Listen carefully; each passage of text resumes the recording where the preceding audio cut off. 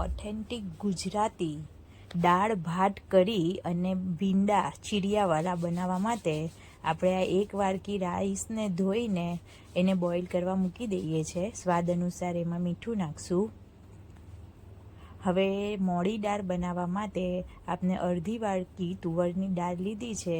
એને ધોઈને એમાં મીઠું, હિંગ અને હલ્દી પાવડર નાખીને બોઇલ કરવા મૂકી દઈશું. 3 વિસલ આવે ત્યાં સુધી આપણે એને બોઇલ કરશું. હવે કઢી બનાવવા માટે આપણે છાશની અંદર 2 ચમચા ચણાનો લોટ લઈશું. એમાં સ્વાદ અનુસાર મીઠું નાખશું. આપણે 1 ચમચી ખાંડ નાખશું. ધનિયા પાવડર નાખશું. મેથી દાણા નાખશું. જીરું નાખશું. આદુ મરચાંની પેસ્ટ નાખશું અને એને બરાબર મિક્સ કરશું. આ મિક્સ થઈ ગયું છે સરસ મજાનું. એમાં આપણે કઢી પત્તા નાખશું. આ આંબા અરદનો ટુકડો છે જેને આપણે છીની નાખશું, જેનાથી આપણી કઢીનો સ્વાદ ખૂબ સરસ આવે. આ આપણો રાઈસ બનીને રેડી છે. છૂટો સરસ મજાનો રાઈસ થઈ ગયો છે. ભીંડાને આપણે ચીરિયા બનાવવા આ રીતે કટ કરવાના છે. આ રીતે આપણે આપણા બધા ભીંડા કટ કરી લઈશું. આપની દાળ સરસ મજાની બોઇલ થઈ ગઈ છે. એને થોડી વાર માટે આપણે 1-2 ઉબાળ આવવા દઈશું.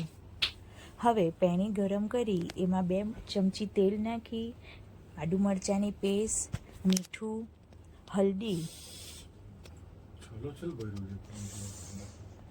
એને તેલમાં મિક્સ કરશું. હવે આ ભીંડા કાપેલા હતા તે આપણે એમાં નાખી દઈશું. એને બરાબર મિક્સ કરશું. આ કઢીમાં સરસ મજાનો ઉબાલ આવી ગયો છે. એમાં આપણે વઘાર કરશું. આ ભીંડા આપણા થઈ ગયા છે. આ રીતે આપણે એકવાર તબીથાથી બધું કાઢી લઈશું. કઢીના વઘાર માટે આપણે 2 ચમચી ઘી લીધું છે, જેમાં આપણે બધા આખા મસાલા અને રાઈ સાથે એનો વઘાર કરશું. એમાં મીઠો લીમડો પણ નાખશું.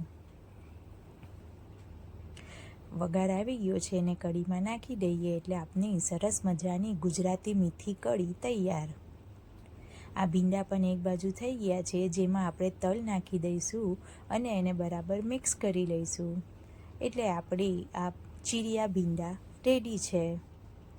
સરસ મજાના તો રેડી છે આપણું ઓથેન્ટિક ગુજરાતી સ્ટાઇલ દાળ ભાત કરી ભીંડા મઠો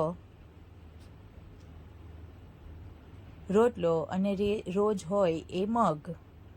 જો તમને મારા બ્લોગ ગમતા હોય તો લાઈક, કોમેન્ટ, શેર કરતા જજો.